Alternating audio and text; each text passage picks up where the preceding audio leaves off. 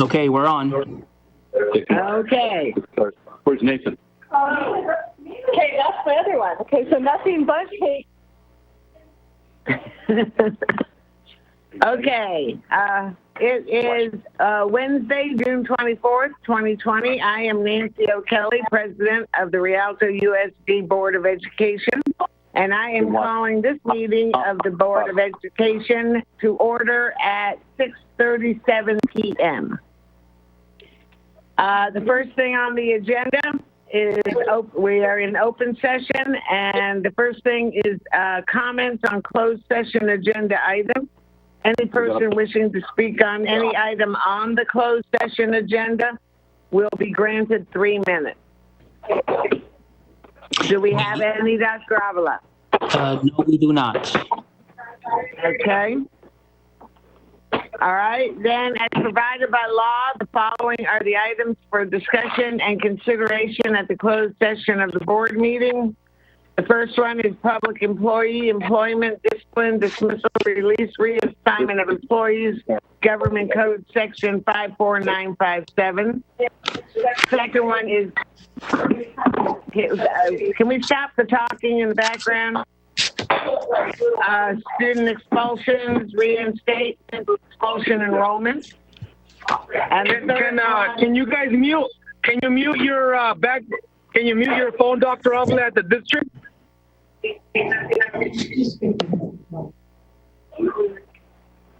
Okay, there's an awful lot of disturbing talk going on while we're trying to do this.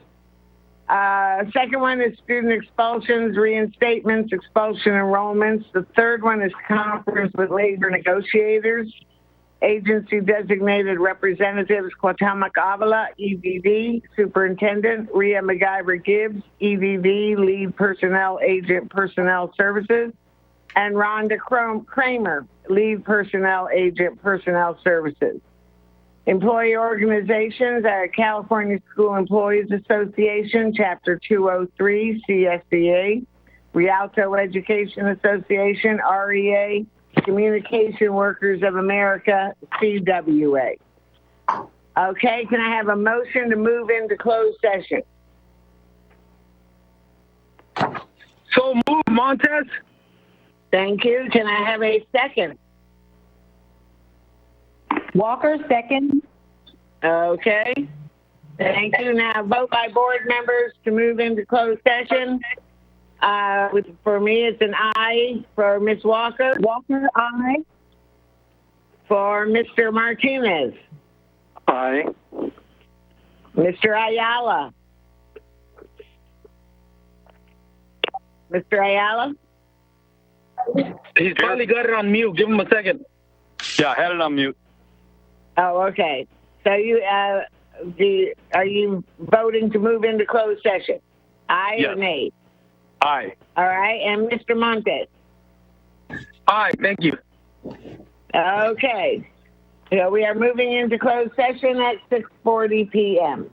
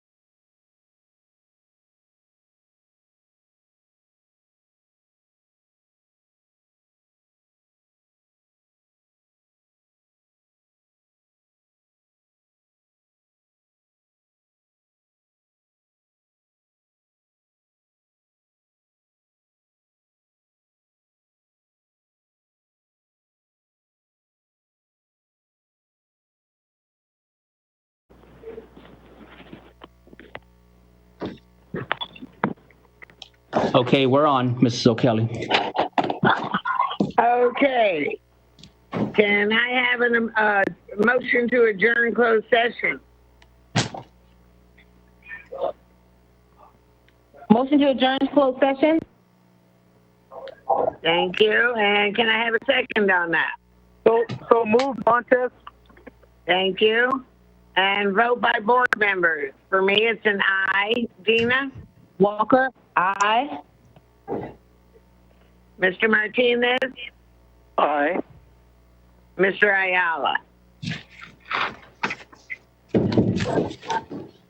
Mr. Ayala?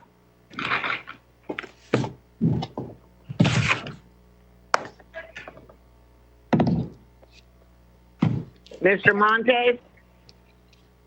Aye. Okay. Ayala. Well, Aye. all right. So we are You got adjourning me? closed Got me, session. Nancy. Adjourning closed session at 7:21 p.m. And now we are reconvening open session at 7:21 p.m. And the first thing is the Pledge of Allegiance. If everybody would stand and put their hand over their heart, I will say it. I pledge allegiance to the flag of the United States of America and to the republic for which it stands, one nation, under God, indivisible, with liberty and justice for all. All right. Do we have a report out of closed session? Yes, yes, if you can give me 1 second. Yes, the first one is the Board of Education accepted the request for an extension of the unpaid leave of absence for classified employee number 2339610, August 10th, 2020 through February 10, 2021. The roll call vote was unanimous. The Board of Education took action to accept the unpaid 5-day suspension of classified employee number 2879230. The roll call vote was unanimous. And the Board of Education took action to accept the termination of certificated employee number 2902330 effective June 24th, 2020. The roll call vote was unanimous. And that is all we have out of closed session. Okay, thank you. Can I now have a motion to adopt the agenda? So moved. So move, Montez. All right, how about a second? Walker, second. Thank you. And now vote by board members. For me, it's an aye. Dina? Aye. Mr. Martinez? Aye. Mr. Ayala? Aye. And Mr. Montes? Aye. Okay. The next section is presentations, and it's adopted budget fiscal year 2021. Mohammed Z. Islam, Associate Superintendent, and Diane Romo, Lead Fiscal Services Agent, will present the summary of the budget for the fiscal year 2020-2021.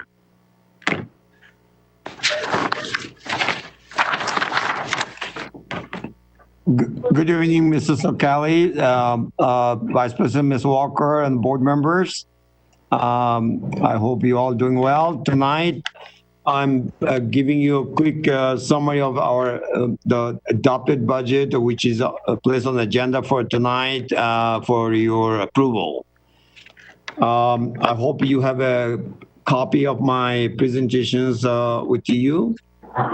I'm going to just go through my slide, which you have a copy.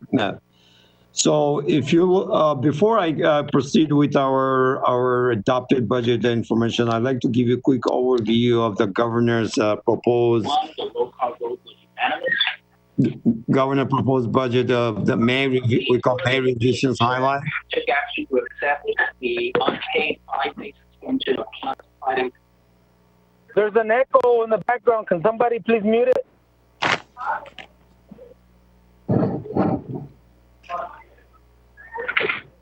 Are we good? Are we good? I think so. Okay. So I'm going to give you a quick overview or highlight of the governor's proposed May revisions, which we use that information to build our adopted budget, and which you have tonight for your approval. As we all know, COVID-19 really has an immediate and a major impact on global, national, and state economy. The state general fund governor projected deficit was $54.3 billion, which he present at the May revisions. The overall deficit was approximately 37%. And this is a result of the decline of the collection of the revenue or reduction in revenue, personal income tax, sales tax, and corporate tax, which makes up 77% of the state revenue. The next bullet, Prop 98 minimum guarantee was in January, which was projected $84 billion. In Governor May revision was $70.5 billion. The decline of $13.5 billion between January and May. The cost of living adjustment was 2.31%. The governor proposed to 0%, and LCFF cut was 10%. Other programs such as preschool was zero COLA from 2.31%, and also reduction of 10% state reimbursement rate. Special ed program, the funding was proposed no cut at the governor's May revisions. Continue to the next slide. Governor's proposed budget, what is the impact to the Rialto Unified School District? The part of the proposals, LCF funding, governor proposed a deferral. Our this year, June deferral to July 2020, meaning we're not getting funding for June apportionment. Normally we get funded every month. So governor proposed to defer the June funding to July next year. He also proposed to deferral for 3 months, April, May, and June of 2021, apportionment deferral to July 2021, which is next fiscal year. So this, but since Governor made revisions and due to the COVID-19, we get some relief fund from the federal government. Those are we get a total of $24.5 million total from the federal government due to the COVID-19 relief fund. That $24.5 million one-time funding really helped to cover some of our deficit and the gap we have. Continue to this slide, the last bullet on this slide. I present to you how much funding we lost over the last three years, beginning 2020, 2021. It's roughly close to $30 million every single year going forward. So that's kind of a status we had with the governor's budget plan as a May revisions. Again, we had a deficit of $30 million each of those 3 years, beginning at the budget year 2020, 2021. Continue to the next slide. We're giving you, presenting you multi-year projections showing current fiscal year. We're in June. We're almost end of our fiscal year. How you're going to closing our books and what will be our fund balance You can see we highlighted, we have a operating deficit for 1920, a little over almost $7.2 million. But due to the COVID-19, and we freeze a lot of the spending plan, and we had a one-time large ending balance this fiscal year, which is a little over 52, it's almost $52.4 million ending balance. Because of the large ending balance and with $24.5 million COVID-19 relief fund, that helps us going forward to next fiscal year, the year we're talking about 2020, 2021, a fiscal year.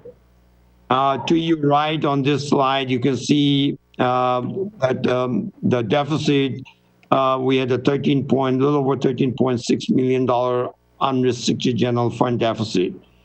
And continue to the following year, next slide, 2021, 2022, we had a little over $7.2 million deficit.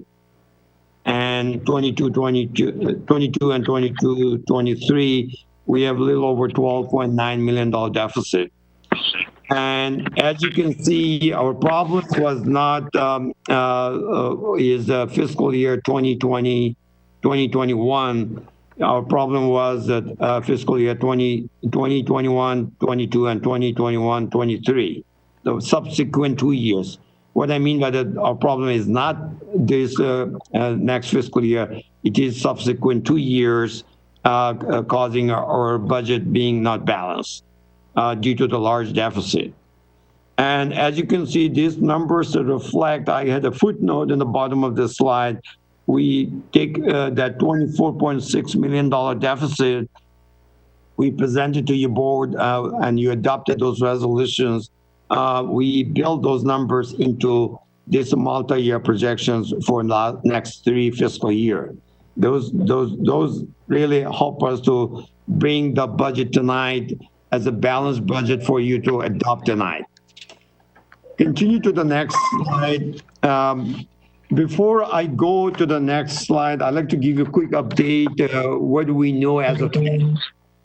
As you perhaps you know, the governors and the legislative, they reached some kind of a budget agreement as of June 22nd. What that means, that district, this is not on the slide, I'm just giving you a quick update as of today. The information is available, I'd like to share with you both. The governor needs some, with the agreement with the legislatures, there will be no cut to the LCFF funding, and there'll be no COLA for next year. On the contrary, the governor, part of the agreement, adding more deferral. The deferral, by definition, meaning you are deferring your obligations at a later date. The state can balance their budget with the deferral because they're shifting their obligation to us as a local school district following fiscal years. Example, they're not giving us our funding from February through June, part of the agreement with the legislatures. What that means, in order to meet our obligation, we have to borrow money. And as you know, borrowing money costs money. So that is the way the governor's now compromising his plan with the legislatures in order to balance the state budget. The other kind of the agreement the governor is giving us for next school year, he's going to fund it as our attendance, our average daily attendance as of this year. Because of the COVID-19, we're not getting full attendance to the distance learning. So that is a good for us that we'll get funded our students at this current fiscal level to the next school year. That's a good news for us. But going forward, subsequent years, the funding will be based on the 2020, 2021 attendance. to the following subsequent 2 years. And those numbers, is going to have a huge impact because of the COVID-19 opening our new school year beginning next August. So I want to go back to my PowerPoint. Now I'm beginning your slide number 6, summarizing our general fund revenue sources. As you can see, our 76% of our revenue coming through LCFF funding, which is a little over $258.5 million general fund. And you can see the federal revenue, we have a little over $43 million, which represent 13%. Our state revenue represent a little over 24.4, which represents 7%. On the other local revenue, a little over 12.3, represent 4%. That kind of with the composition of our revenue sources for our general fund. Continue to the next slide number 7. How we are spending our money, our general fund expenditures by category. As you can see, the large category, our people costs, our personnel costs. Our certificated salary represent a little over $118.3 million, and that represent 33.5%. Our certificated management is 13.7, represent about 4.5% of our total general fund. Classified salaries is a little over $43.3 million, which represent 12.2%. Classified management salary, a little over $8 million, which represent 2.2%. And the employee benefit for all employee, $94.6 million, a little over 94.6, which represent 26.8.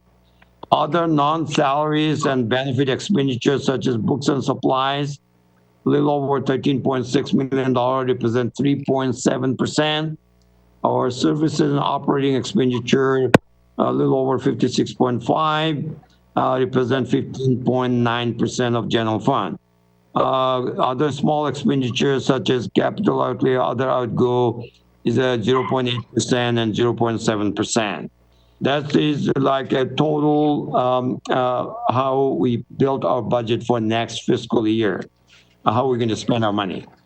Continue to the next slide, your slide number 8, giving you the distributions of our salaries and benefit.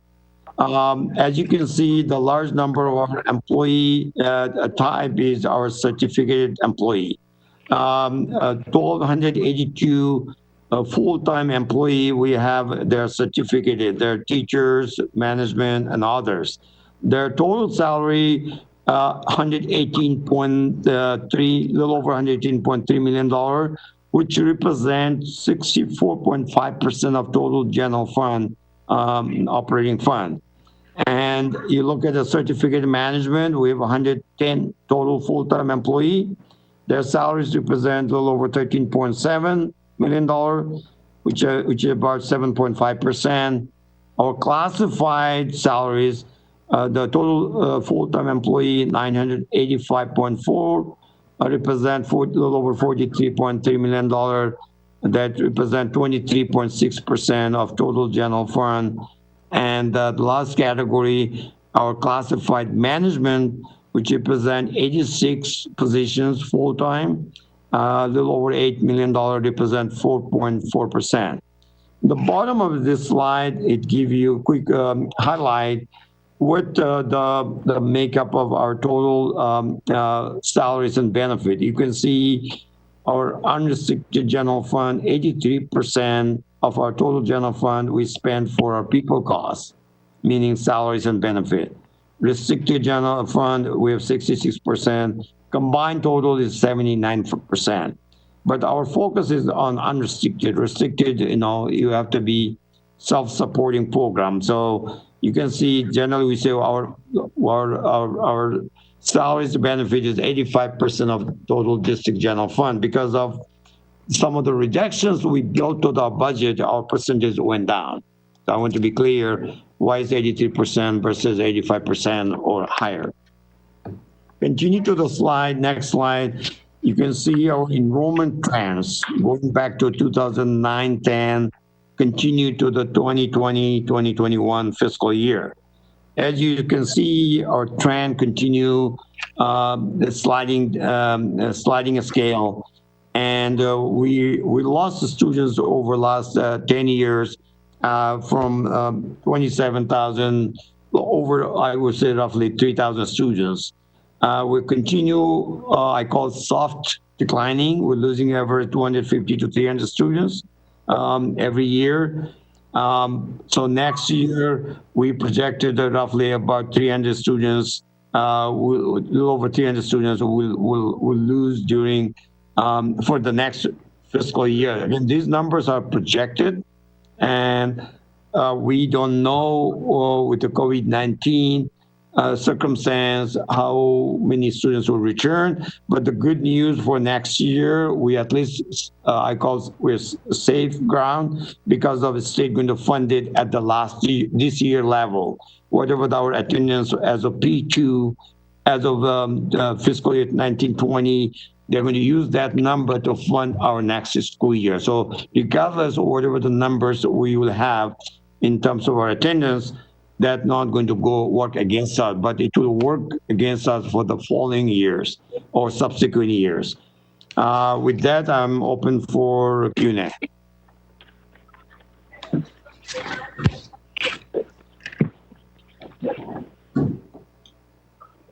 Does anyone have any questions for Mr. Islam? Yes, I have two questions. Mr. Islam, the first is, on this last graph when we talked about enrollment, what's the difference between Series 1 and Series 2?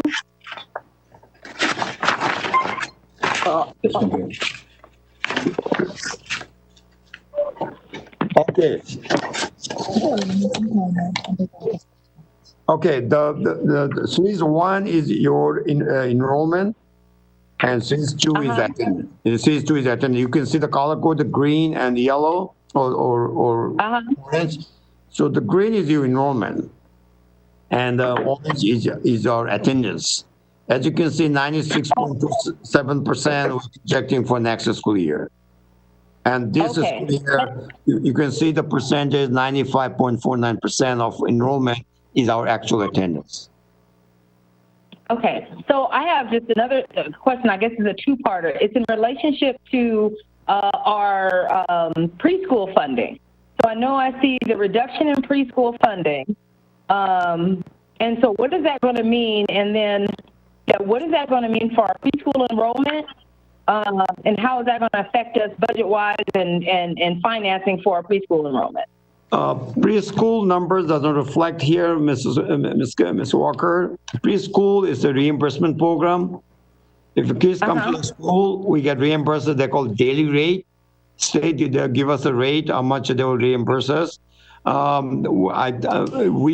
are good next school year. Our numbers, we have a high reserve, meaning a large ending balance. So we're healthy for next school year. Although our numbers may drop, I'm not saying they will, but we are good for next school year. I'm not projecting any deficit spending, or it may encroach to the general fund. You know, many districts have encroachment to general fund preschool program. That we are good. Our program is healthy, and we projected our numbers is good for next school year. So there's no deficit, even though state proposed reductions of the preschool funding. Right, and so that's this year. I know we're not going to suffer that cut this year. Is that going to affect us for 2021? Excuse me, not 2021, 21-22? And I know we don't know what that budget is really going to look like, because we know there's going to be some changes. But do you see that impacting? Do you forecast that impacting in our ability to move forward with the current our current preschool programs, and then looking at the expansion into a full day for many campuses? Or can you speak to that right now? So, again, as you know, I think we're good for next 2 years. Although Governor proposed a zero COLA for the preschool, and he also cutting funding. So reimbursement rate is lowering. So I think with the legislatures, with the agreement, I think he's planning to no reductions to the rate. He will probably not going to give us a COLA, similar to LCFF funding. So I think we're good for next 3 years, beginning 2020, 2021. Our preschool program will be okay. Okay, my last question about salaries for preschool. So our preschool salaries, are they paid out of that preschool grant that we get from the state, or are they out of our regular general education budget? Okay, we have a Rialto preschool, we have a state preschool. Let me answer state preschool. State preschool, all employees, administration get funded to that program. It's a separate fund outside the general fund. We have a sixth class of our Rialto preschool. We built that many years back when we lost a grant program from the San Bernardino County, the first 5. I hope you remember that. And our board support that to have a Rialto preschool, our general funded preschool. So we are good. We'll continue funding that program through our general fund. And we build that as a part of our plan. So for those particular schools that are funded, those teachers are funded with when we look at that certificated budget salary expenditures, they're there. They're not in general fund. They're still, we're providing funding through general fund and help running those schools, and because they're general fund contributions. Because we it's like extended of a state school preschool program. Do we have to do that? No. Our board support that to help our community, our children in our communities. This is a good thing for our preschool kid, because many districts don't have this general fund preschool program. We do. So we are giving the funding as a contribution to the program. Their salary is in their separate fund. They're not in part of general fund. Thank you. That was my last one. Mr. Islam. Yes. You said we're okay for the next 2 years. What about when we get to the 3rd year? What do you anticipate happening? No, I mean preschool program. We're good. No, I'm talking about in general, not preschool program. General fund, we're good for the next 2 years. Again, Ms. Curley, the reason being, lot of unforeseen things we don't know as a state. As a state, can you hear me? Yeah, go ahead. Okay. We have to present 3 years plan, and we are good for next 2 years, beginning July 2020. And a 3rd year, we still have some structural deficit, I will call the budget deficit. Again, depends on how we operate next 2 years, what the state economy is going to look like. There's a lot of things unpredictable right now. How COVID-19 going to continue be around us, how long, how is state economy going to restore. There's a lot of things unpredictable. So I'm not overly concerned right now for the 3rd year, but again, if we have to closely monitor everything, how we are going to operating our district as a general fund operation, and we need to be do everything we can to avoid any major fiscal impact going forward at 3rd year. Okay. All right. Thank you. You're welcome.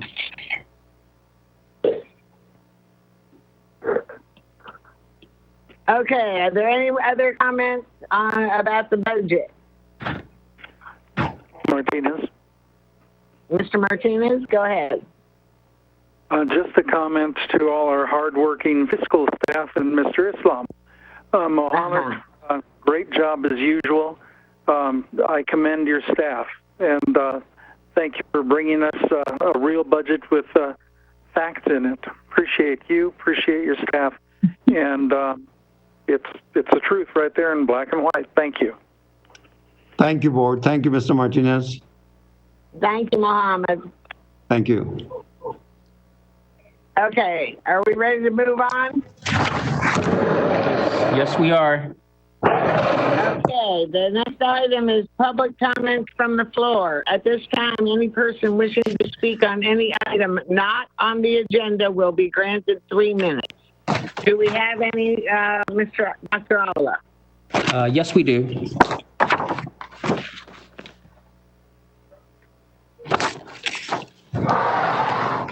So the first one is, my name is Maria Picene.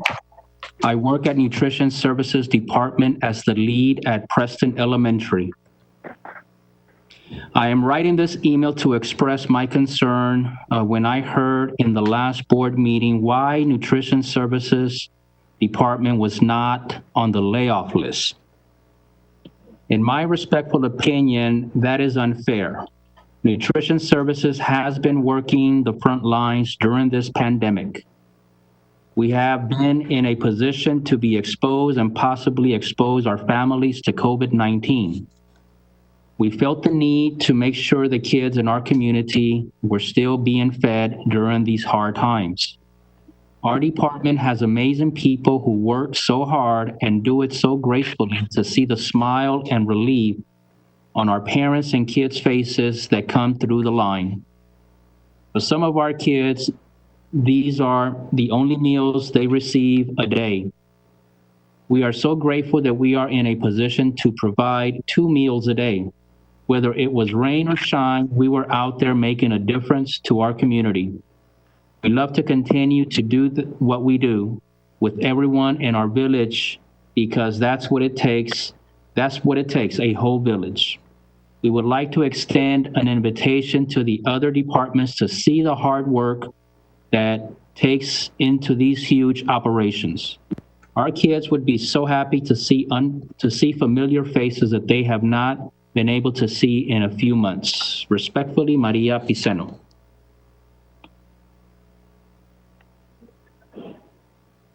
The next one, and it's not clear whether this is on the agenda or not. It says not on a specific item, so I'll go ahead and read it here. Board members and superintendent, the last several board meetings were difficult and filled with public comment because of fear.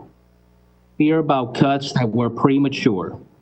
Even though public comments were unanimously opposed to making those cuts, last Friday, this board on a split vote of 3-2 voted to authorize layoffs for over 300 positions in the 2021 school year. Since then, the state has finally completed its budget, and I would hope that you would take action tonight to reconsider the layoffs and rescind them. Also, tonight's agenda predominantly features approving the formal budget for Rialto USD. While the budget documents meet all formal laws and regulations about how a budget should work, it falls far short in meeting the needs of our community. It lacks a written narrative to explain to the community how it was created and what it seeks to achieve beyond the basic function of balancing income versus expenditures. A budget document should be readable by laymen and understandable to community members who have a right to know how our tax dollars are being spent. As an example, in my opinion, there are 2 fundamental issues that should be clearly stated on the first page of the document. 1, we should know what outside economic factors are impacting the budget and how they will be addressed in the budget. Example, loss of tax revenue because of COVID-19 of millions of dollars is offset by millions of dollars of new revenue from the federal government CARES Act. 2, we should know what the vision is driving budgetary decisions. Example, in order to reduce the impact on the classrooms and meet the added cost of mitigating COVID-19, this budget will reduce management positions, reduce outside contracting, reduce the amount spent on professional development, reduce travel outside the district, etc. Without a narrative that explains the budget, all citizens can do is check your math when they review your budget. There can be no debate about priorities because the budget as submitted lacks any details about what those priorities are. While I am confident that priorities do exist and will be discussed at the board meeting, the fact that they are not written down and that community members did not have access to them before the budget comes up for a vote makes it impossible for this truly to be considered an open meeting. These issues need to be addressed tonight in your comments, and they need to be rectified in the future. Our Rialto community has a right to participate fully in these discussions, and you board members have a responsibility to safeguard their ability to do so. Sincerely, Tobin Brinker. Next, good evening. Next is on the agenda. So that's all we have, not on the agenda. Okay. All right, next item is public comments on agenda items. Any person wishing to speak to any item on the agenda will be granted 3 minutes. Do we have any, Dr. Avila? Okay, I'm being told no, that these are for association comments, so I will wait until then. So no comments on items on the agenda. Okay.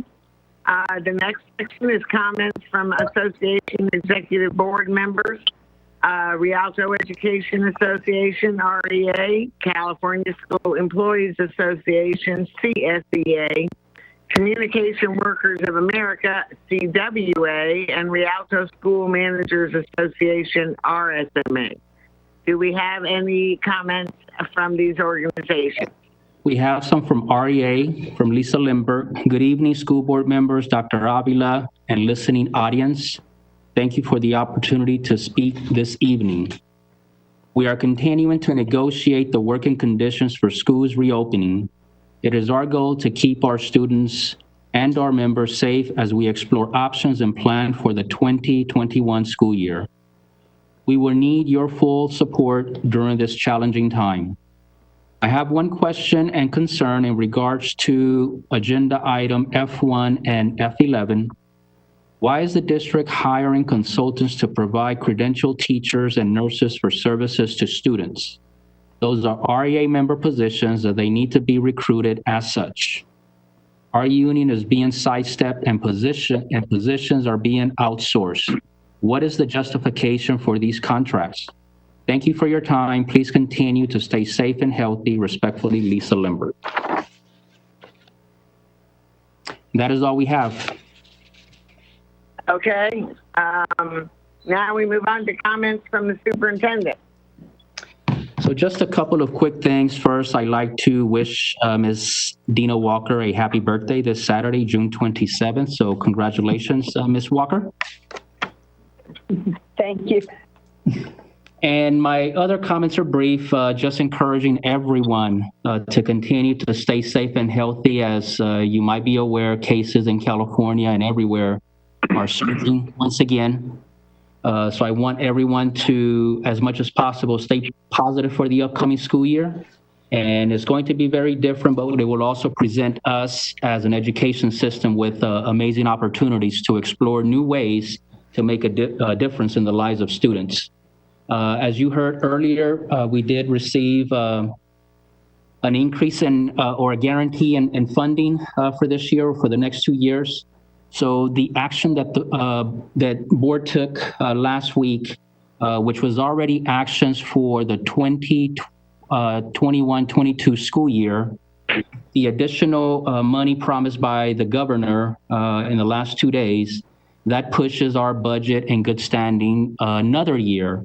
And so those actions would not go into effect, if they were to go into effect, until 2 years out, which means that we have a lot of time to continue to internally, as mentioned last week, to explore many ways to continue to save money in the district so that if nothing were to change funding-wise, we would still be able to reduce the impact of the proposed reductions that were approved through the resolution. So the district will continue to focus on a number of things to tighten the belt so that we can continue to save money and be in a much better position over the next 2 years in preparation for the third year, again, if nothing were to happen. And one of the things that we'll continue to work on is staff attendance, because with staff attendance, when it goes into the millions of dollars that we spend on substitutes, And while many of the absences are justified, it is within each of us to really commit to being at work each and every day, unless again, something that warrants our absence from the district, because that absorbs a lot of our general fund in providing substitutes for a lot of the absences. We also are going to be looking a lot at performance so that we not have to consider hiring additional people for work that should be done within the staffing that we currently have. We will continue to look and monitor suspension of students, because as suspensions rise, it's a decrease in the funding in the ADA for us. I know we've been working diligently for the last 4 years to reduce our student suspensions. I know that's come with a lot of concern from some of our members, some of our employees, some of the sites. But we'll continue to figure out ways to mitigate suspension versus restoring the poor behavior versus, modeling proper behavior, while also taking into account disruptions of the classroom. I know it's not an easy issue to tackle, but we will continue to do the work that we started 4 years ago to make sure that both sides are able to find balance there. And also keeping in mind a lot of the social uprising, a lot of the calls for social justice that are taking place nationwide and in other parts of the world, and calls for equity and fairness in our district. I just want to remind everyone that our district has been, to a large extent, at the forefront of many of these efforts prior to this call and all of the unrest that's happening now. So we are in a much better position than others would be, who have not taken that into account. So we've had a strong focus on wellness and wellness centers, strong focus on equity, a focus on the suspension rate, on implementing PBIS.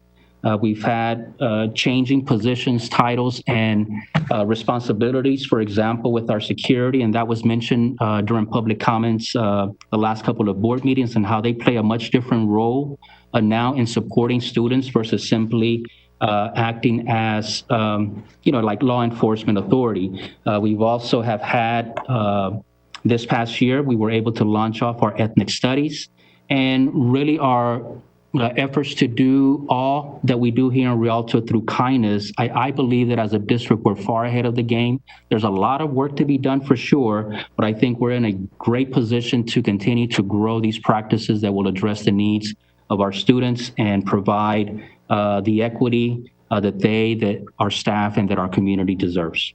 So with that, thank you very much, Ms. O'Kelly. Thank you, Dr. Avila. All right, so now we move on to comments from members of the board. Let's start with Board Member Ayala. Thank you, President O'Kelly. Can you hear me clear? Yes. Terrific. Okay, first of all, I want to say that we have a great board to everyone. Really, I'm so proud of this board. I'm also proud of our superintendent and all his staff. They're doing a diligent job, a yeoman's job, to address all the issues and challenges that we have forward. But with that being said, I got to pull out the three-legged stool. The three-legged stool: students, parents, and staff. And sometimes not everybody gets the attention. But this time the attention goes to the staff. COVID, there is no end to it in sight. There's about 12 companies that are leading the way to solve the vaccine, but they're not guaranteeing. They're not making any promises. I have to believe, though, we solved polio, we solved other challenges. We will together solve this problem.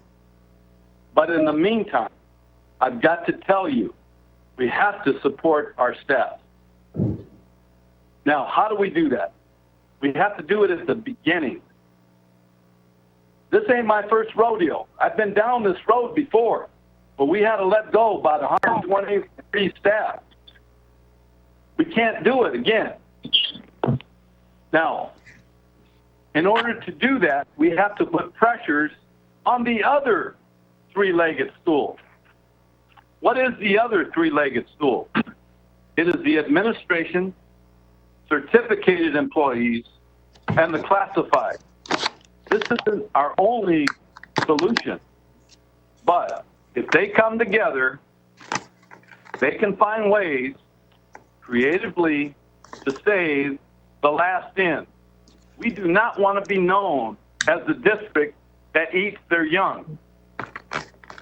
I want to emphasize that these are tough decisions, but we only run as fast as the slowest runner in Rialto. We're going to take care of our staff.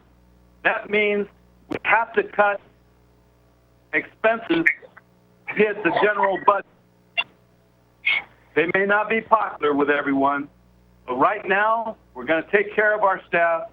I want to thank everybody for their compassion, for understanding how difficult this is, and how much we care for everyone in Rialto. Thank you. Thank you, Mr. Ayala. Can we now hear from board member Mr. Monte?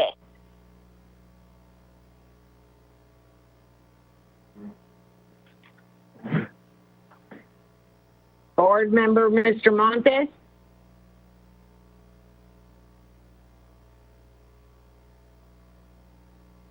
Hello? Can anyone hear me? Yes, I can hear you, Nancy. Okay. He probably muted his phone or something. I don't know. Well, let's move on with comments from board clerk, Mr. Martinez. Thank you, President O'Kelly. I greatly appreciate all the comments from our last board meeting. And I want you to know we've taken all those to heart. One thing that everyone is forgetting is that a budget is like taking a picture in time. So in the last week, what has happened, we just found out tonight that for 2 years we are safe. A week ago it was 1 year. Now we're out looking at 2 years.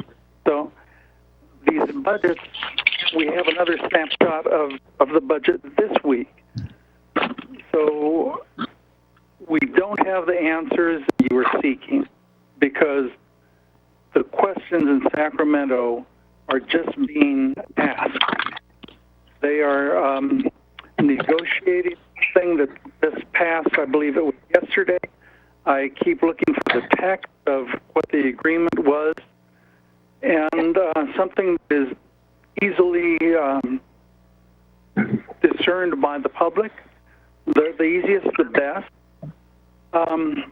The problem is you're asking the questions before the information is available. So it's not that we don't care. It's that they have not told us what we have to work with. Once we know that, then we'll be able to tell you. But it's probably going to be a week later than you hear it on the news. And by that week, we're probably looking at a board meeting. I know everyone is upset and uptight and worried about their families, their income, their health, everyone's, at least in my neighborhood, everyone's got cabin fever, if you want to call it that. And just so much going on that we are trying to deal with. We are doing the best we can. We are in better shape than most districts. And we'll get answers for you as soon as we know what we can work with from the state of California. Anyway, Madam President, that's about it. I also commend our staff, and thank you for everyone just supporting all the information so we can make decisions. And I appreciate all board members because we're we're trying to pull together best we can here. President O'Kelly. Okay, thank you, Mr. Martinez. Mr. Montes, are you back yet?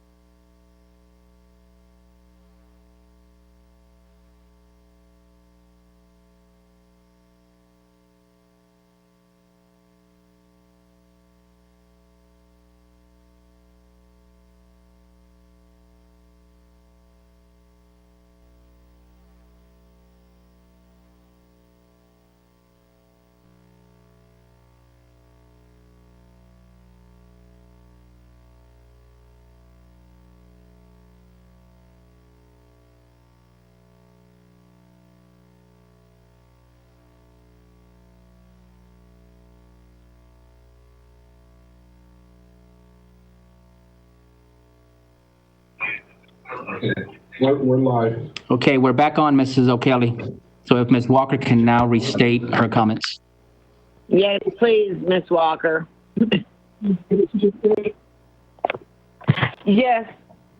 Again, just want to say thank you for the birthday wishes. This will be number such and such in line. Glad to celebrate my birthday again this year. This is also Pride Month, so just want to say shout out and to the brothers and sisters and family in the Pride community. And then lastly, just make sure that families across our district understand and know that it has been hard and making us anxious about some of the decisions that we had to make around our budget. But glad to hear that with the negotiations and everything that's going at the state level, we are at least secure for the next 2 years out of those 3. And so we'll move forward, and I'm sure whatever happens in year 3, we'll work it out and get it situated so that we won't have that same anxiety for year 3, And then just lastly, making sure that everybody understands we have an opportunity this year with the LCAP being extended until December, the actual planning of the LCAP until December of 2020. So those families and community folk who want to have an input on programming and services for this coming year in our LCAP will have that opportunity to give their input. So even if it's not in person, Dr. Avila has assured me that we will be making sure that those new community engagement meetings will be posted on our website and people will have access to have input on the development of our LCAP for this year. So I just wanted to make sure people know that there's that opportunity. And with that said, back to you, Ms. O'Kelly. Thank you, Vice President Walker. And now, Mr. Montes, do you have comments for tonight? I do not, Ms. O'Kelly. Thank you very much. Okay. Well, then now it's up to me, I guess. So I'll go ahead. I want to thank everybody for listening to us tonight.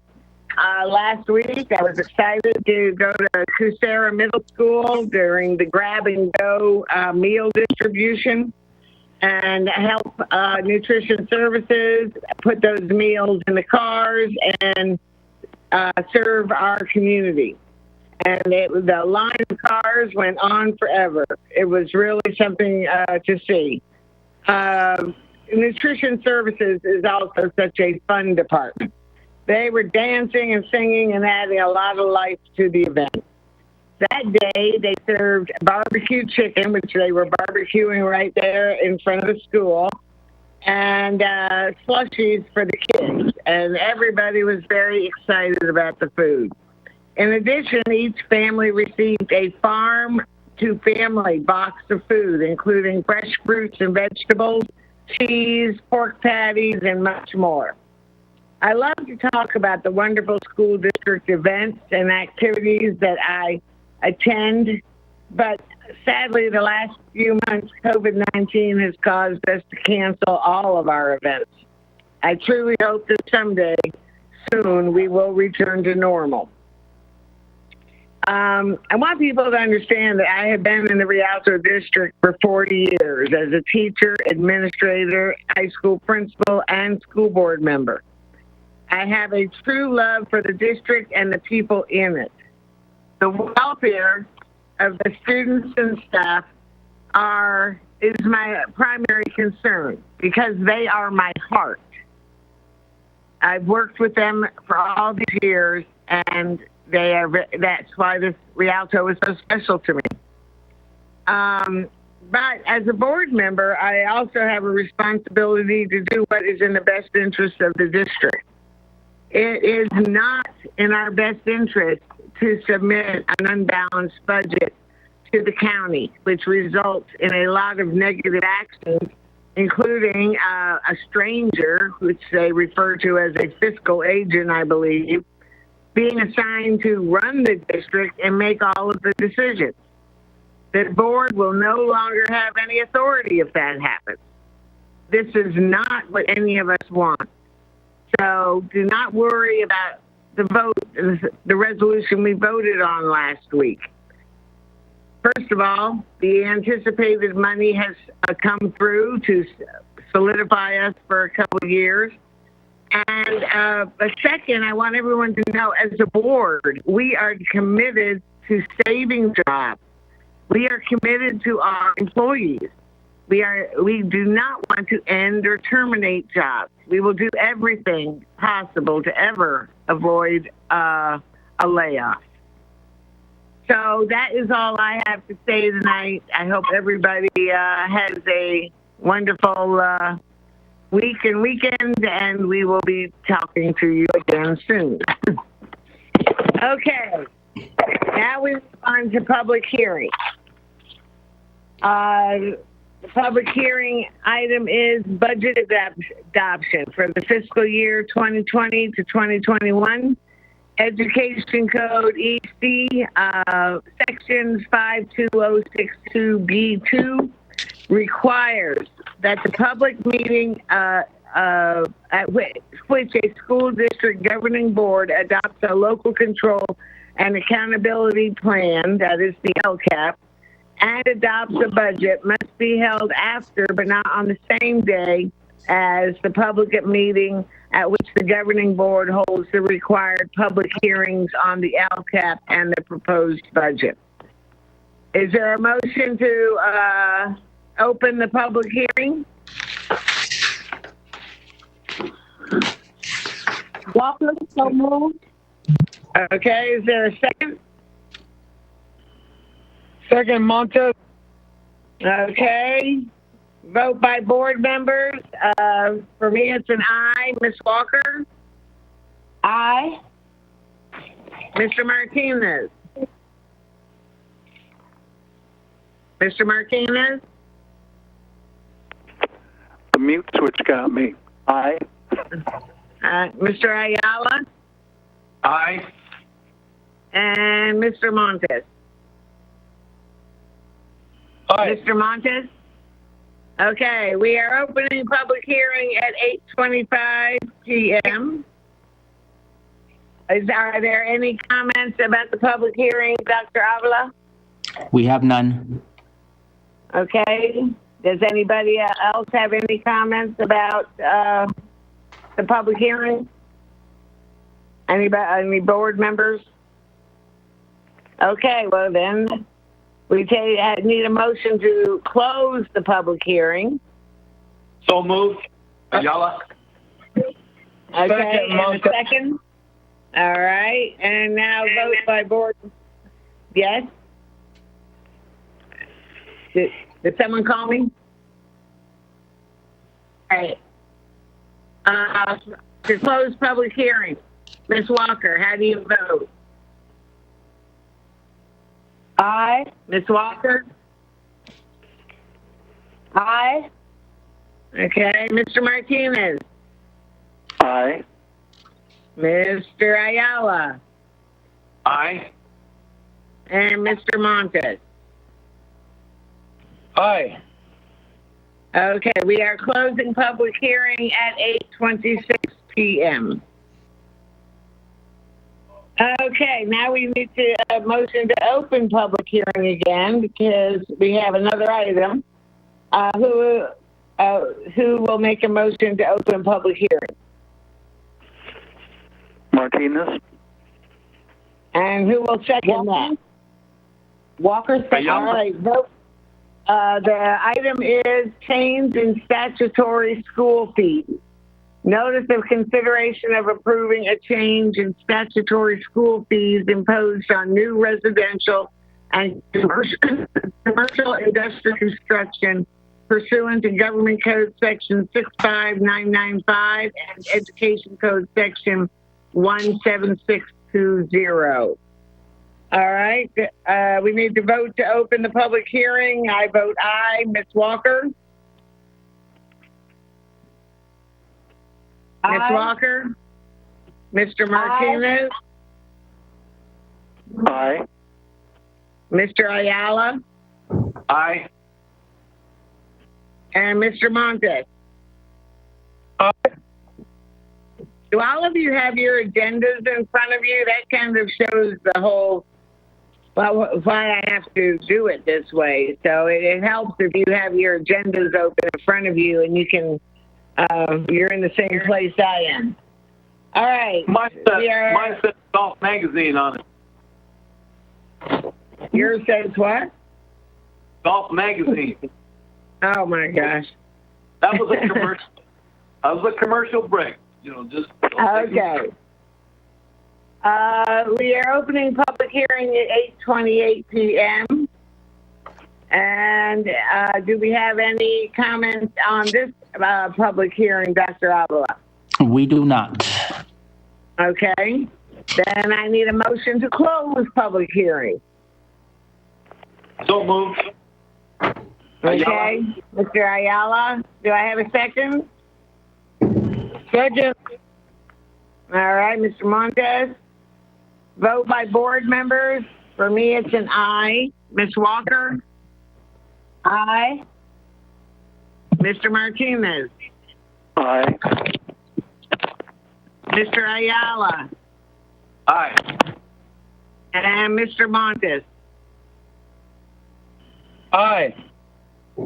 Okay, we are closing public hearing at 8:29 p.m. All right, we move on to the consent calendar. All items on the consent calendar will be acted upon in one motion unless pulled by Board of Education members or the superintendent for individual action. Is there a motion to approve the consent calendar?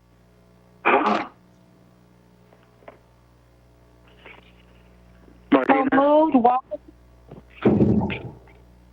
Okay, I got Walker.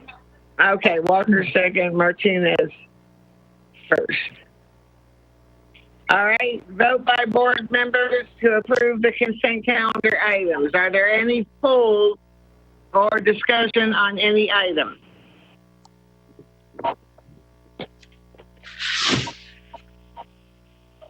All right, then. Vote by board members to approve the consent calendar items. I am an aye. Ms. Walker? Aye. Mr. Martinez? Aye. Mr. Ayala? Aye. And Mr. Montes? Aye. Okay. All right, so then we move to discussion action items. The first on the several tonight. Approve Rialto Unified School District COVID-19 Operations Report, LCAP 2019-2020 response. It is to approve the Rialto Unified School District COVID-19 Operations Report. Do I have a motion to approve this report? Martinez? Walker. Do I have a second? Walker. Okay. And votes by board members. For me, it's an aye. Ms. Walker? Aye. Mr. Martinez? Aye. Mr. Ayala? That's an aye. And Mr. Montes? Aye. Okay. The second item is adoption of a budget for fiscal year 2021. The item reads, adopt the fiscal year 2021 budget, including commitment of funds and all stated conditions for the following funds: general, adult education, child development, nutrition services, deferred maintenance, capital facilities, state school building and modernization, special reserve, bond interest and redemption, and general obligation bond. Is there a motion to approve this item?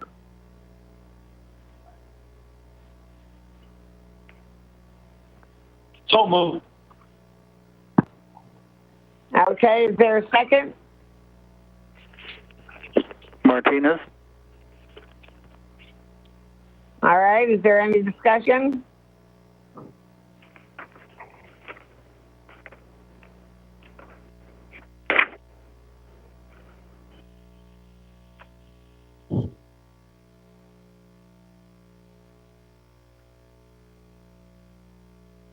This is a budget this is what Mr. Islam gave us a summary about today, the budget.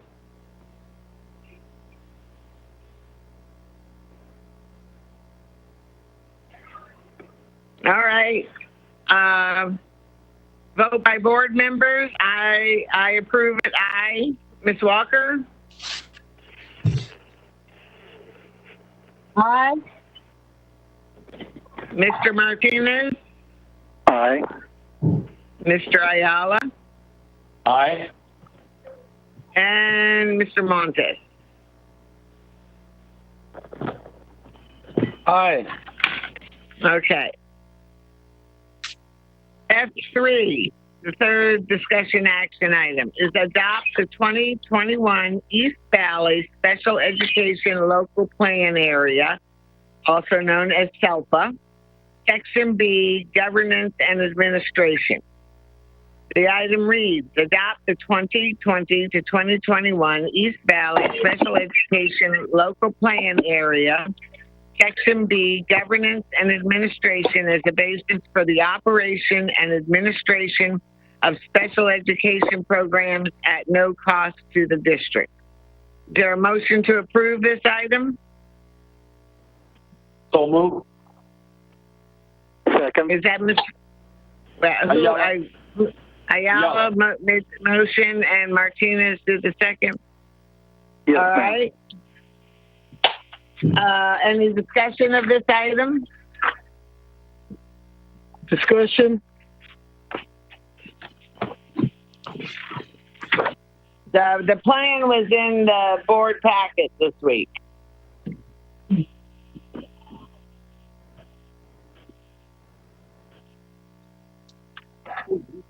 Yes, discussion. Oh, I'm sorry. Okay, Mr. Montes. Can we have an update where we are with the goal to develop our own SALPA like some of the other school districts? Yeah, so as of right now, we did explore the possibility of becoming our own SELPA. And we don't qualify to become our own SELPA because we are not meeting the minimum number of students to become our own SELPA. There is an appeal process that we go through the county. If the county rejects our appeal, we then can go to the State Department of Ed. We began the process and doing some consulting with the neighboring district and also with a fiscal advisor who would be technically responsible for assessing the feasibility, the fiscal feasibility of becoming our own SELPA. We were also in communication with State Department officials as we explored the possibility. We were strongly encouraged to wait until further legislation would come through because right now I was told that the State Department Board of Education had taken a different turn on appeals by districts who did not meet the threshold for becoming their own SELPA.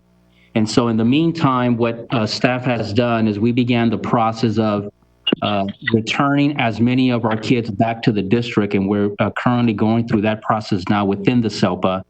We still are waiting for advice, direction from CDE to be able to pick up the conversation that we left off. But in the meantime, we wanted to continue to return our students to the district.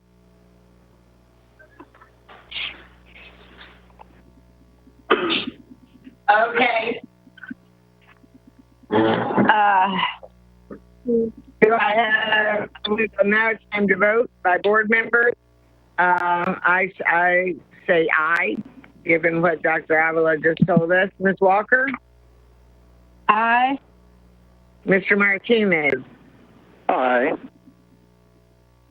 Mr. Ayala? Aye. And Mr. Montes?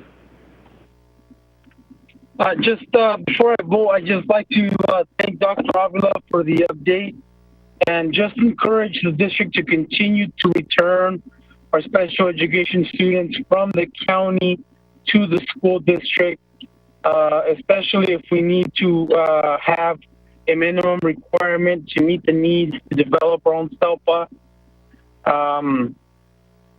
It would save us, I think, a lot of money, and it would help us provide better services for our students. So I definitely want to encourage the district to continue to strive for developing our own SELPA. If Ontario Montclair could develop their own SELPA and other similar school districts could develop their own SELPA, I don't see why we can't. Thank you, and my vote's an aye. Okay, thank you, Mr. Montes. Okay, moving on to S4, AB 104, California Adult Education Program. Approve an agreement with San Bernardino Community College District to qualify as an active member of the California Adult Education Program, AB 104, and receive an allotment of $971,653 effective July 1st, 2020 through June 30th, 2021 at no cost to the district. Yeah, I have a motion to approve this item. Martinez. So move. Walker. Okay, Martinez made the motion. A second. Ayala. Walker? Okay. All right, now vote by board members. Nancy O'Kelly, aye. Ms. Walker? Walker. Aye. Mr. Martinez? Aye. Mr. Ayala? Aye. And Mr. Montes? Aye. Okay.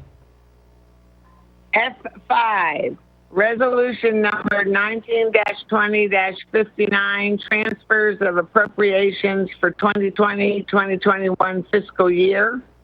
The item reads, adopt resolution number 19-20-59, authorizing staff to process the necessary transfers of appropriations to revise budget amounts during the course of the fiscal year to allow appropriation of excess funds transfers between designated and or unappropriated fund balances and any expenditure classifications or balance any expenditure classification of the budget.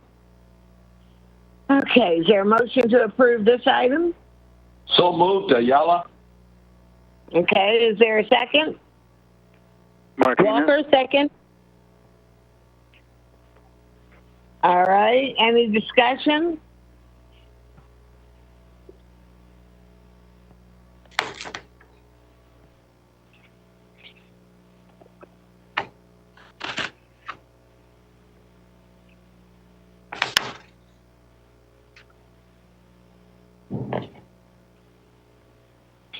Okay. Then if we're ready to vote, let's vote. I'm an aye. Ms. Walker? Aye. Mr. Martinez? Aye. Mr. Ayala? Aye. And Mr. Montes? Aye. Okay. These last ones all start on page 85 at the back of the agenda if you want to read the more detailed description. F6,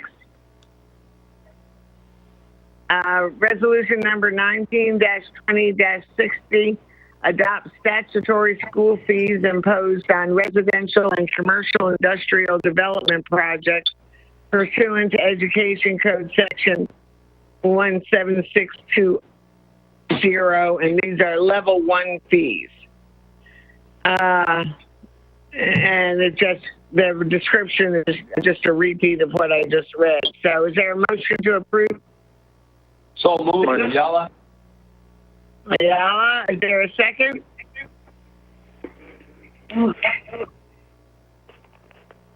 Martinez. Is there Martinez? Okay. Any discussion?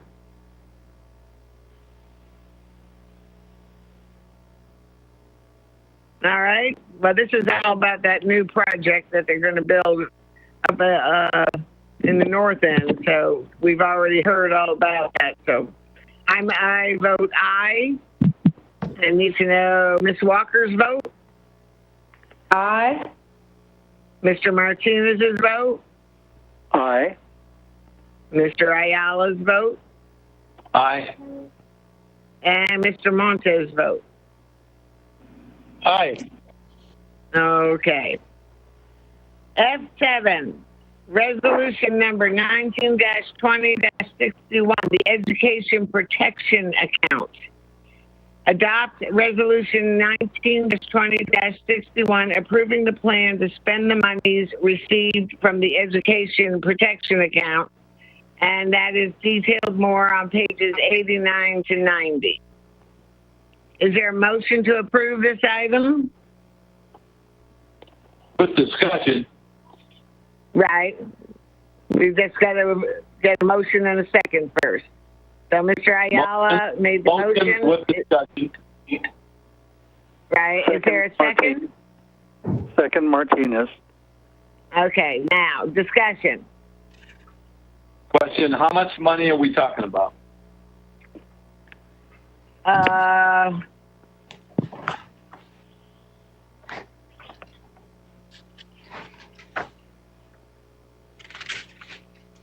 I don't think they give an amount. It's just a resolution that how. Then let me go on record, President O'Kelly. Okay. Because of the uncertainties that we have, any money that we have available should go to protect the staff at this time. And Ms. O'Kelly, I do have Mohammed and Diane here. They can provide more information and Okay. how this money. Please have them explain. Yeah.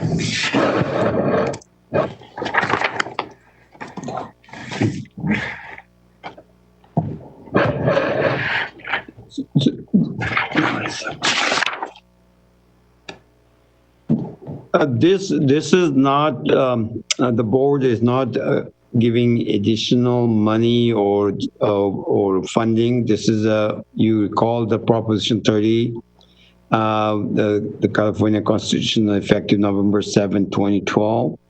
It mandated this, how LCFF funding source, how we're spending the money, and we have to report this. It's a reporting requirement under the called Education Protection Account, that how much money was we received from LCF sources, and an amount available, and the amount we spend during the fiscal year. You can see the next page on agenda on page 91.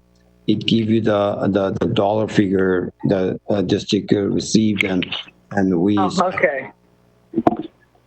So this is not anything to district going to receive additional funding. This is just a reporting requirement. Yeah. Did you get that, Mr. Ayala? I did. It's a reporting, and so therefore it doesn't matter. It's water under the bridge. That's correct. Comment. Go ahead, Mr. Martinez. If I remember right, if I'm thinking of the right line item, this said that it was being spent on instruction. Could you go into that a little further, a little deeper? Well, It says on that chart page that all the money comes from LCFF sources, and the expenditure is instruction related instruction. So that's how the money is supposed to be spent. Right, but instruction, there's so many variations, whether it's on staff salaries or whether you want to broaden that to in the classroom, or do we have a Yeah, the board, this amount represent our teachers' salaries. If you look at the account of 1,000 to 1,999, it's to reflect is that we paid this money to our teacher salaries. Okay, I'm looking at it right now. Okay, thank you, Mohammed. Welcome. Okay, are there any other questions?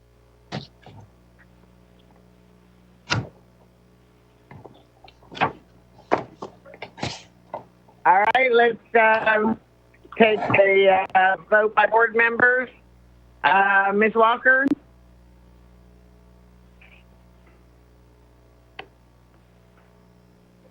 Ms. Walker? Okay. Mr. Martinez? Aye. Mr. Ayala? Aye. And Mr. Montes? Aye. And an aye for Ms. O'Kelly. Okay, F8. Resolution number 19-20-62, California Department of Education contract for the state preschool program, which is described in more detail on page 92 of the agenda.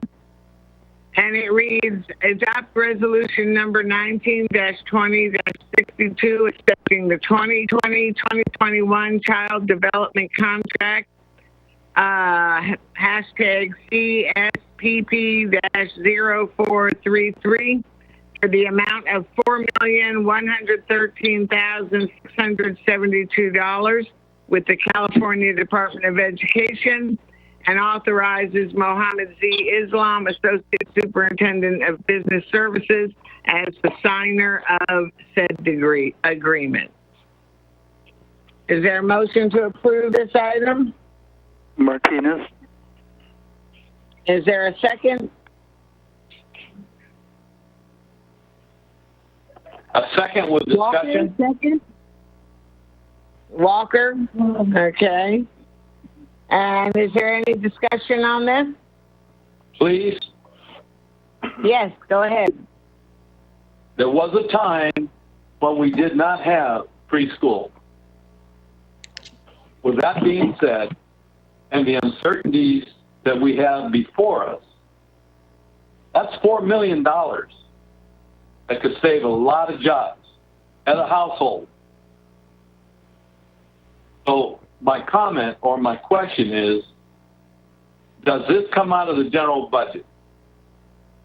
Mr. That's my Islam is question. also, yeah. Mr. Ayala, no, this is not the general fund. It's a preschool. It's a grant money.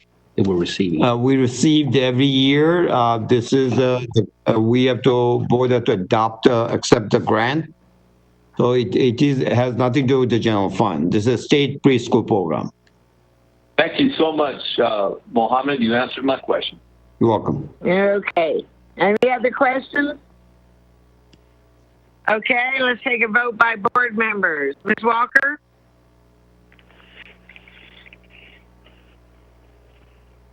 Aye.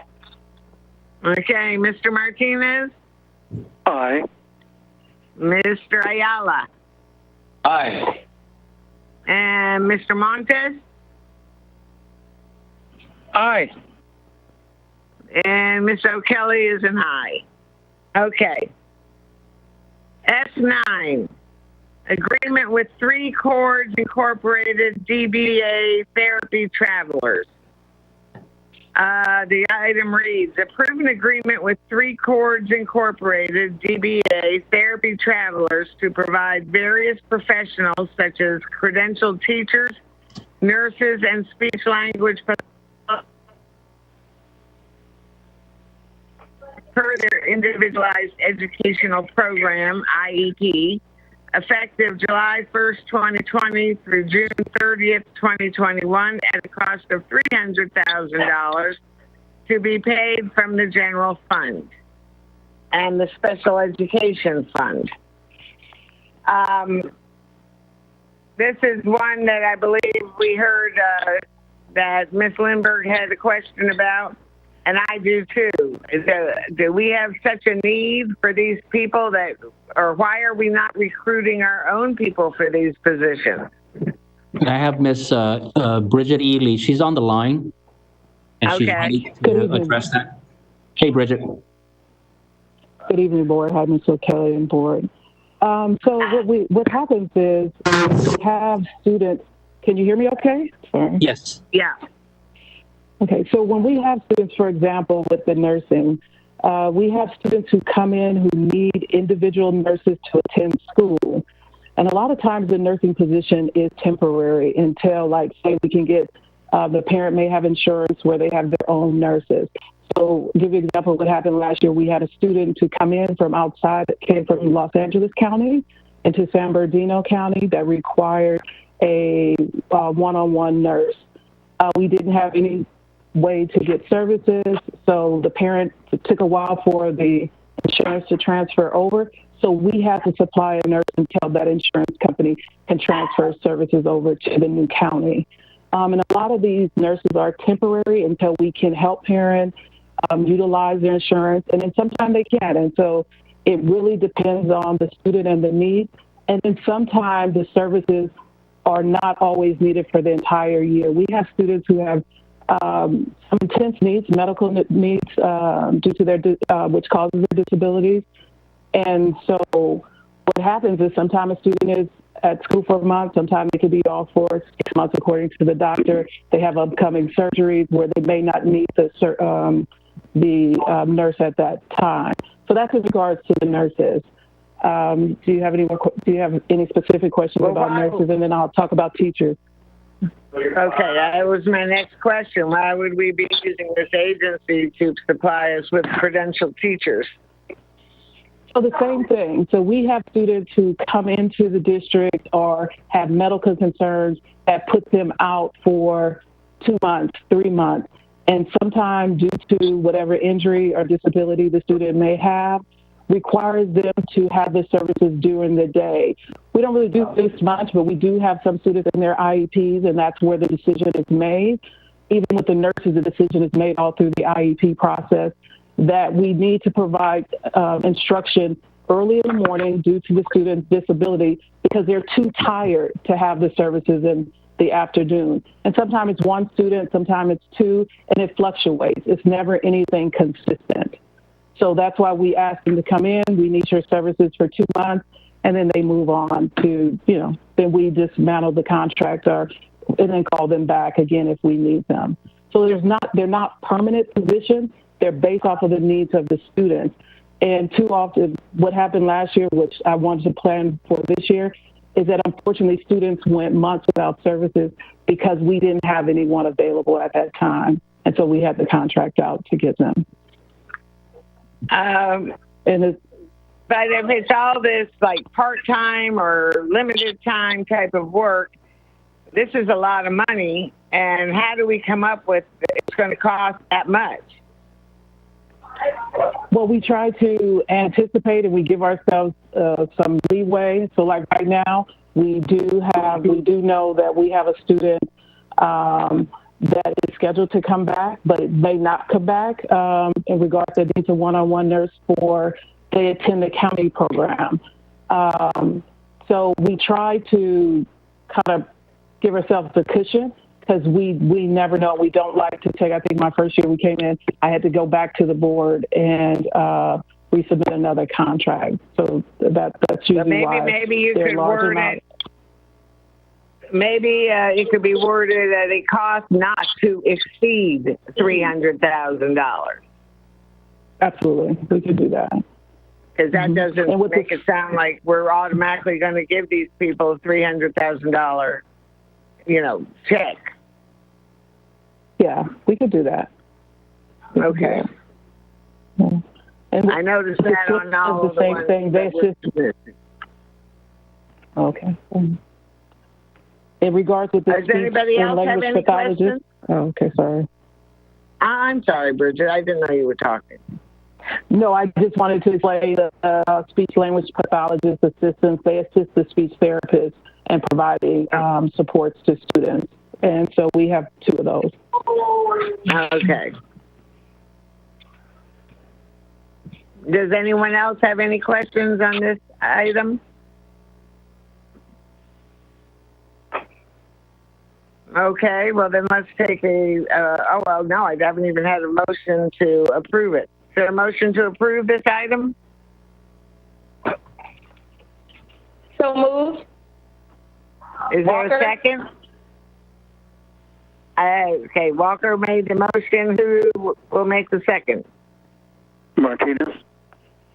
Okay. And if there's no more discussion, we can take a vote by board members. Again, Ms. Walker, your vote. Aye. Mr. Martinez, Aye. Mr. Ayala, Nay. and Mr. Montes. Nay. And Ms. O'Kelly, it's an aye. So 3-2. All right. The next item is agreement with Behavioral Autism Therapies. Approve an agreement with Behavioral Autism Therapies to provide applied behavior analyst aids effective July 1st, 2020 through June 30th, 2021 at a cost of $300,000 to be paid from the general fund and the special education fund. Is there a motion to approve this item?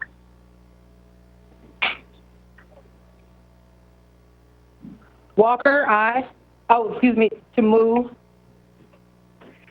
Okay. Martinez, second. Is it okay?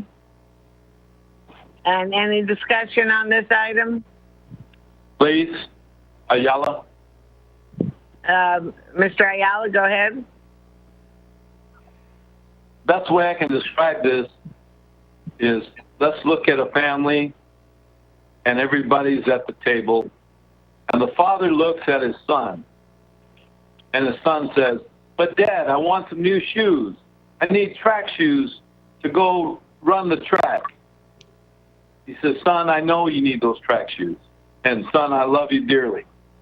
But Dad needs a camera because I'm a plumber. I need to be able to go into those pipes and see what's wrong. So we're going to use our money to find out what's wrong in those pipes. And after we find out what's wrong in those pipes, I will buy you those shoes, son." So this is a situation that's in dire straits. We need to look at our priorities. Yes, we do care about our kids, no question there. But we need to take care of the head of households right now, more than ever. Thank you very much. Okay. I think everyone's concern is that there's 1, 2, 3, 4, 5 items for these different agencies at 900 and 400, 1,300,000, and then another 75,000. Just adding it up quickly in my head. So, are these really the costs we have to anticipate? Because this is a lot. Bridget, are you there? So, yes, I'm here. So, with the current, in regards to, I think we're on, I'm sorry, lost track on with the behavioral autism therapy, those services are via the IEP.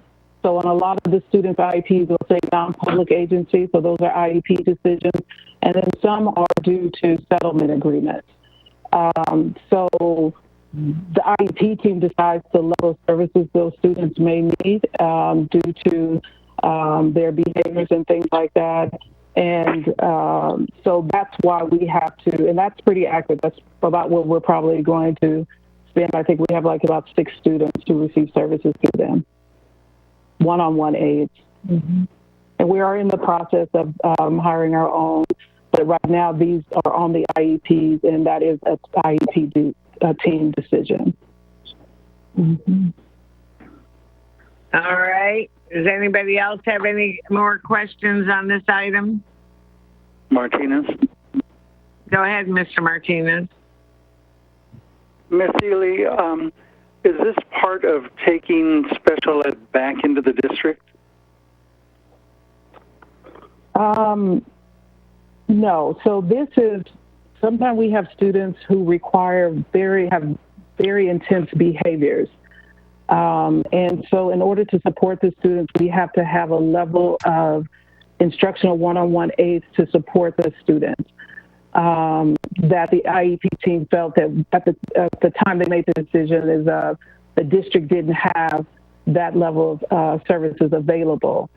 So, for example, that's why I said we're in the process, but however, in the meantime, it is on their IEPs that state it has to be a non-public agency. I can't remove that. Again, that is the IEP team's decision. And we're talking about, and a lot of these students have very intense needs, and they really need that level of support. And a lot of times the companies do fade the aids, and then we get to our own aids. We get to utilize our own aids just due to intense behaviors of the students. Yes. Okay, thank you. That answers my question. Mm-hmm. Mm-hmm. Okay, if there's no more questions, we'll go ahead and have a vote by board members. Ms. Walker? Aye. Mr. Martinez? Aye. Mr. Ayala? Nay. Mr. Montes? Nay. And Ms. O'Kelly, it's an aye. All right. F11, agreement with staff rehab. The item reads, approve an agreement with staff rehab to provide various professionals such as credentialed teachers, nurses, and speech-language pathologist assistants to provide services to students per their individualized education program, effective July 1st, 2020 through June 30th, 2021 at a cost of $300,000 to be paid from the general education and special education budget. Is there a motion to approve this item?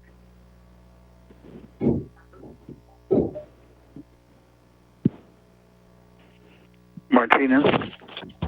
Okay, is there a second? Second, Walker. Okay, now this is the second one we are approving for the same type of services and the same price. Yeah. Yeah, so I don't even know how to ask. What? Let me explain, Ms. O'Kelly. So we try to keep two agreements just because we can contact non-public agencies, but they don't always have that service provider available, or sometimes they don't agree to the length of time. So for example, if I say to them, I need a nurse for 2 months, they have to find a nurse who's willing to agree to that. So it's not that we're going to use $600,000. We just want to be able to use different service providers because staff rehab may have a nurse and therapy travelers not. And so we have to have various options to go to instead of delaying services for students. And that's why we open up two. So like, for example, we have we used last year one speech language pathologist assistant, and we use the other company for another one. Sometimes people don't want to take assignments, especially if it's a short assignment through the agency, because we let them know it's only going to be for this duration. And so we just kind of open it up. That's why we have two. We're not going to spend $600,000. We just have two options, two vendors available to choose from if needed. Because we do get a lot of no's sometimes, because a lot of times we're not talking about a year contract. We're talking about 3 months, and then we evaluate that the service, and then we do it that way. Okay, but I really would like to see on these items a not to exceed amount, because it gets a little dicey there. All right. Okay. Any other questions for Ms. Ely for this item? Okay, let's take a vote by board members. Ms. Walker? Aye. Mr. Martinez? Aye. Mr. Ayala? I needed to say something. Oh, I'm sorry. Go ahead. Okay. I just wanted to comment. You know, this is coming out of the general budget, and so for every $30,000 or $40,000, okay, we save one head of household job. So at $30,000, we save 9 employees. We save their jobs. We need to find ways to do a better job in service and save those jobs. Okay. Thank you. All right. Thank you. And what is your vote on this item, Mr. Ayala? Nay. And Mr. Montes, your vote? Nay. And Ms. O'Kelly, it's an aye. Okay. Moving on to F12. Agreement with Autism Spectrum Intervention Services and Training. The item reads, approve an agreement with Autism Spectrum Intervention Services and Training to provide applied behavior analyst ABA aids effective July 1st, 2020 through June 30th, 2021 at a cost of $400,000 to be paid from the general fund, the special education and the special education budget. Is there a motion to approve this item?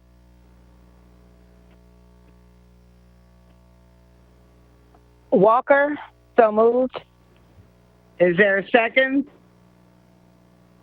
Martinez? All right. Any discussion? Please. Go ahead, Mr. Ayala. I'll keep it short. Ditto on my last comments. It's coming out of the general fund. Therefore, we need to find ways to provide services in-house. Thank you. Okay. Anybody else have any comments? I just would like to piggyback on Mr. Ayala's comments. I think a lot of money is being thrown out the district third party services that we need to focus on creating in-house and doing in-house. And I'm just not happy overall with the performance of our special education program. And I've been waiting for staff's promises of improving and focusing our special education, but yet it seems like throwing money at special education services is the answer all of the time, and I'm just not happy with it. And I think we can do a better job. We need to do a better job, and throwing money around is not going to answer our problems, and especially at a time like this, it's not going to help anybody, especially our special education children. So I'm just not happy with the program overall, and I'm getting tired of waiting and empty promises in regards to special education. And that's just all I have.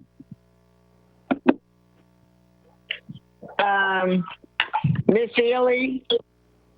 Yes, I'm here. I'd like to request that some kind of record keeping takes place with these agencies if they are approved, that shows on a monthly basis how much is being spent and for what. Because these prices are huge, and this is a lot of money, and we have to feel like they're doing some good for our students. You're right, and I can get that information to you. And we have removed actually a lot of non-public agencies aids off of our students. Again, some of these students just have those intensive needs, and we just try to support the students and the families as much as possible. Mm-hmm. And again, these are on IEP, so that is a process to be able to make sure that we have done everything we can to remove the ads. Absolutely. Okay. Does anyone else have anything they want to add? Martinez. Go ahead, Mr. Martinez. Thank you, President O'Kelly. Just a comment, and this one's really to the public. While I agree with Mr. Montez and Mr. Ayala, I'm not going to balk and have our kids pay the price. We've done that for too long. The kids have deserved services. If we can provide the services, that's fine. Now, talking to staff, Ms. Ely, I agree with the board that we should try to do better. If there's any way I can support you or your staff, please let me or President O'Kelly know. Dr. Avila is always listening, so I agree we could do better, but in the meantime, the kids need it. President O'Kelly. Okay, thank you, Mr. Martinez. Let's go ahead and take a vote on this item. Ms. Walker? Aye. Mr. Martinez? Aye. Mr. Ayala? Nay. Mr. Montez? Nay. And Ms. O'Kelly is an aye. And for the same reason that Mr. Martinez stated, we have to have things in place to provide the services.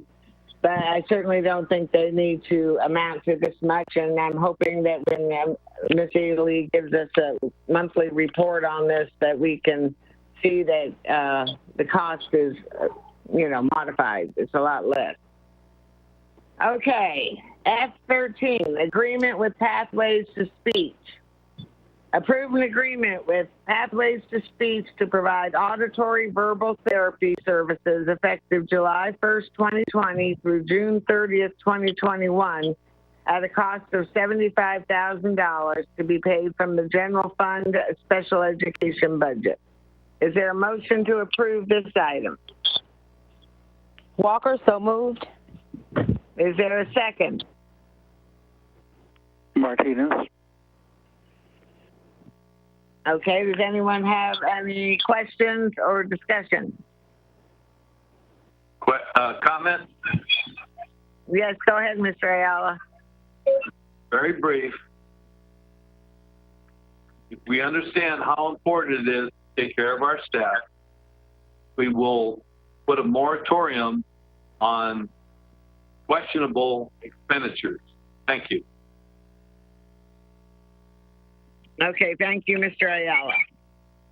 Does anybody else have anything to add? Just a comment. Just would like to remind our Associate Superintendent, Mr. Islam, that we need to get back on the ball in regards to taking a look at that special education audit that was done 6 or 7 years ago and see where we are now compared to where we were then. The Fiscal Crisis Management team, also known as FCMAT, already was paid a A through Z audit of our special education programs, who at the time was ruled to be one of the worst in the entire state, if not the nation. I know we've done a lot better since then, and I know we've come a long way, but I'd like to get an idea of where we are at now compared to then. And if we need to spend a little bit of money to have somebody take a look at that, come in and help us with that, maybe even take a look at it from a legal standpoint, or just someone with special education expertise, we need that to happen because, again, I support our special education staff. I support our special education teachers. We want the best for our special education students, but I just don't feel like just giving a blank check to throw money around because we have the need is going to answer any of our problems. If we have to spend the money, we have to spend the money. But if we can maximize the special education money with less, then that's what we need to focus on, because we just need to do the best that we can to keep an eye on our expenditures. And if we need it, at the end of the day, if we need it, it needs to be done. That's fine. I just don't want to be approving blank checks just to approve them because the need is there. We need to have some form of accountability and some form of measuring our needs and our progress. Thank you. Thank you, Mr. Montes. All right. So we are going to take a vote on this item. Vote by board members. Ms. Walker? Aye. Walker? Mr. Martinez? Aye. Mr. Ayala? Nay. And Mr. Montes? Nay. And Ms. O'Kelly is an aye. All right, moving on to F14. Option year 2 of contract number C-19-0006 with Practical Medi-Cal Local Education Agency Billing Option Program.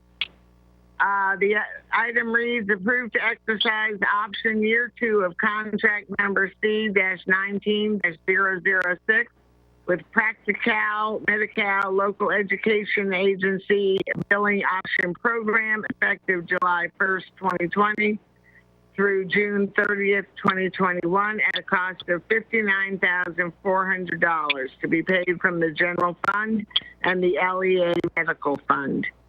Is there a motion to approve this item?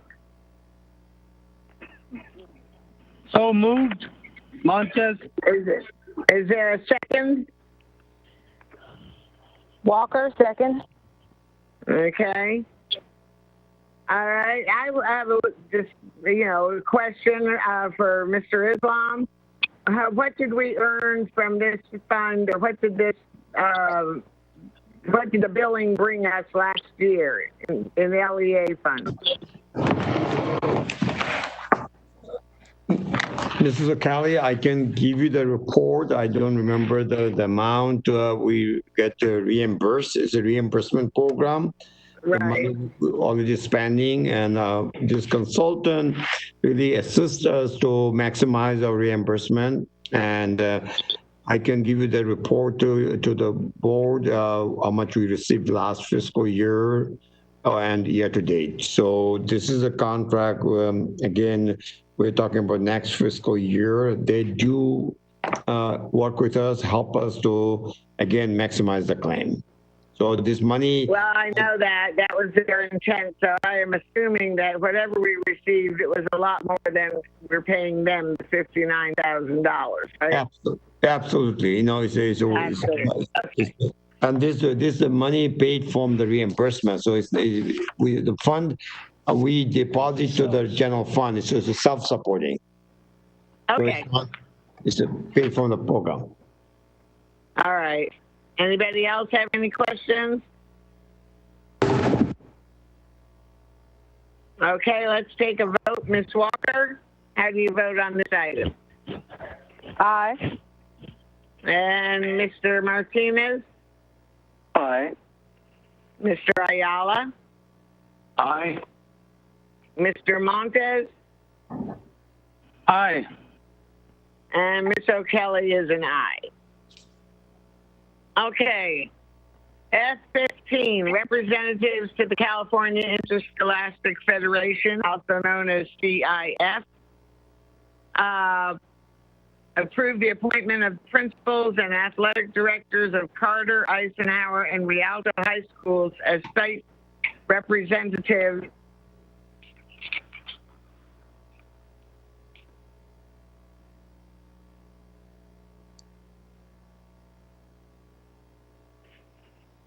Where'd you go?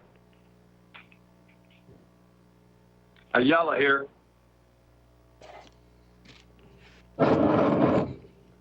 Technical difficulties. Yeah, O'Kelly dropped out. Stay tuned. Nancy, did you Yeah, reach us? just,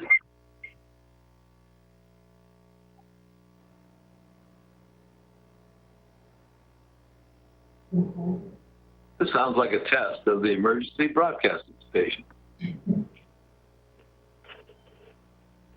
Ms. Walker, would you like to carry on? oh, let's give her a second. Let's give her a second. I might as well go to the bathroom. I was just going to say, I went and took a walk, so I'm walking down the street right now. Yeah, I'm going to take a break. I'll be back in a minute. I'm running. Hello? Oh, there There she you goes. are. Praise There, God. there she is. There she is. There she is. All right, I'll Yes. wait. My You got- phone did something weird. I had to call back. All right. I was looking for a motion for F15 about naming the principals and athletic directors of the high schools as the representatives to CIF. Is there a So motion moved. to approve Ayala. this? So moved, Ayala. Thank you. Is there a second? Second. Martinez? All right, vote by board members, or unless anyone has any questions, this is pretty standard. We do it every year. All right, Ms. Walker? Aye. Mr. Martinez? Nice to have one that's not red hot controversial. Yeah. Mr. Ayala? With discussion. No, I'm just kidding. Okay. Aye. Mr. Montes? Aye. And Ms. O'Kelly is an aye. Okay.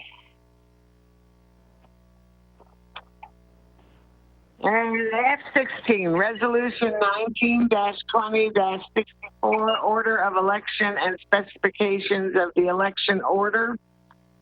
The item reads, adopt resolution number 19-20-64, Order of Election and Specifications of the Election Order. The write-up is on page 100, and it basically says that the county superintendent of schools of this county is hereby ordered to call an election for the purpose and in accordance with designations contained in the following specifications of the election order and made under the authority of Education Code sections 5304, 5320, and 5322. The specifications of the election order are the date of the election, Tuesday, November 3rd, 2020. The purpose, election of 3 governing board members, and polls will be open at 7 a.m. and close at 8 p.m. And then this is one that Mr. Martinez will need to sign. So is there a motion to approve this item? Martinez? Is there a second? Montes. Walker, second. Walker? Okay. And any discussion? All right, let's take a vote by board members. Ms. Walker? Aye. Mr. Martinez? Aye. Mr. Ayala? Aye. Mr. Montes? Aye. And Ms. O'Kelly is an aye. All right. Adjournment. The next regular meeting of the Board of Education of the Rialto Unified School District will be held on July 15th, 2020 at 7 o'clock p.m. telephonically and via streamlined audio only. Materials distributed or presented to the Board of Education at the board meeting are available upon request from the superintendent's office. Is there a motion to approve this item? Montes, so moved. Second. Okay, Ayala. is there a second? Do I have a second on this item? Nobody wants to adjourn? Walker, second. Thank you. All right, vote by board members. Ms. Walker? Aye. Mr. Martinez? Aye. Mr. Ayala? Aye. And Mr. Montes. Aye. And Ms. O'Kelly is an aye. Okay, and with that being said, that was a long one, but you all did a great job, so thank you. We got through it all. So did you, So President. did you, O'Kelly. Nancy. Yes. Thank you. And Miss Dina, you have a wonderful 29th birthday. Oh, thank you. I shall. Birthday, Dina. Happy Thank birthday, you, Dina. everybody. Thank you.